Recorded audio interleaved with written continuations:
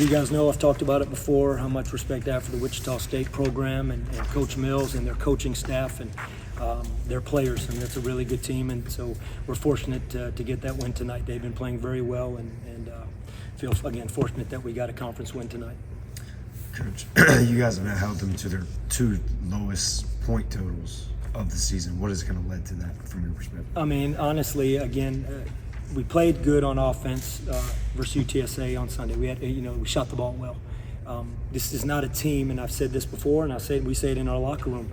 We're going to hang our hat on defense, and if we play well on defense, it doesn't mean that we're going to have good performance every time, or the stats are going to line up that way. But the bottom line is that there's a huge emphasis on defense. And it just happens these 2 games, were 2 of our better defensive games, and it worked. But it's nothing to do with Wichita State or any other specific team. It's that we have to be good on defense because we're not going to go win a game in the 80s and 90s. Coach, as you go through conference play and play these teams multiple times, I guess are you kind of pleased about the adjustments you guys have been able to make from game to game, seeing a team twice? Yeah, I think that's always something that's good because there's 2 things. Number one, if you are fortunate enough to win the first game, we know what it feels like to lose the first time you play a team. There is something you really, that is even more so. Every conference game, it doesn't matter if it's the first time you play them, second time. If you play a team 3 times like we did South Florida last year in the conference tournament.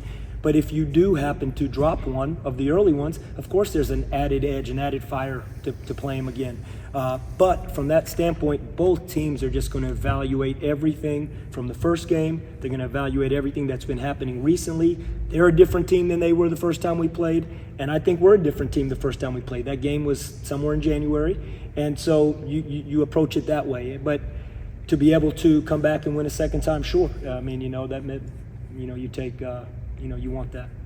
Coach, the team looks a lot fresher. Did the bye week help you guys?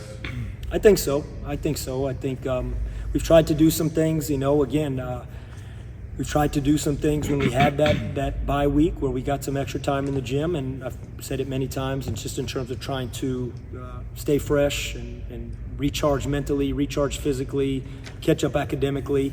And, we had 1 extra day this week with it being a Thursday game. We didn't just take off. I mean, we practiced, but we did adjust it. Again, there's a lot of science that goes into it.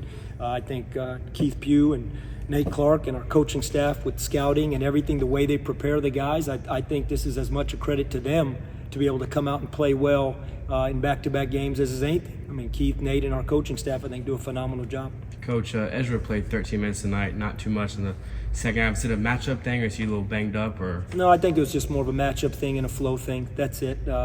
They have a unique way that they guard, switching everything 1 through 4 on and off the ball, and then they're in a deep drop with a true shot blocker and a paint presence in Quincy Ballard or Kenny Poto, and it just was a matchup thing, and that's it, just the way the flow of the game was.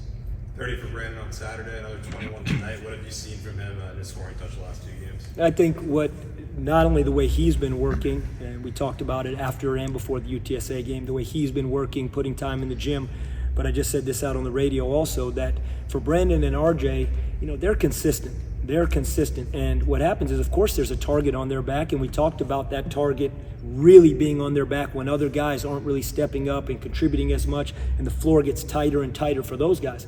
Well, all of a sudden, Cam puts the ball in the basket, Jaden goes 2 for 4, Bobby goes 4 for 8. I mean, high efficient numbers. And so that stretches the defense a little bit. And I think RJ and Brandon, they don't need a lot of space. They don't need a bunch of volume shots to get in the rhythm. And if they can get a couple, it really helps. And if they're focusing in on those guys, then the other guys can go do it. And I thought those guys helped Brandon and RJ get going as much as anything.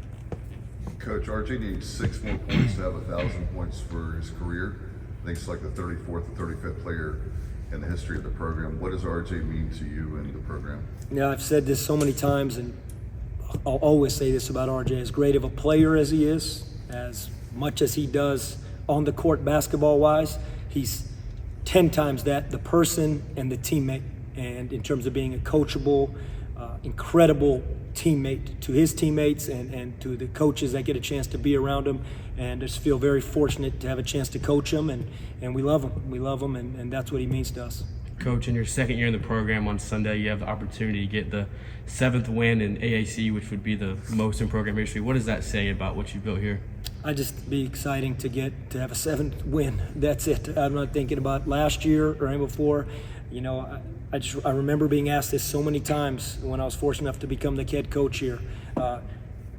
Because of the past, how is it going to be different now? And I'm just going to keep saying it, that what has happened in the past, including what happened last season, is irrelevant to what we're trying to do Sunday. Sunday is a chance to be above 500 in conference play in late February. And that's where you want to be when you're fighting, to finish the season strong. Coach, when in that first half, Brandon hit that 3-pointer kind of by the logo. I mean, it's 25 on the shot clock still, but just, I guess, taking that shot and it goes in, what does that tell you just about the way his mentality, I guess, at this point? It's all the time he puts in here in this gym and being in here, and he knows if he's open, he knows he's got the complete green light. And we may have been on the bench yelling at him to shoot it when he caught it, because when we see when Brandon is open, we feel real confident with him shooting. Anything else?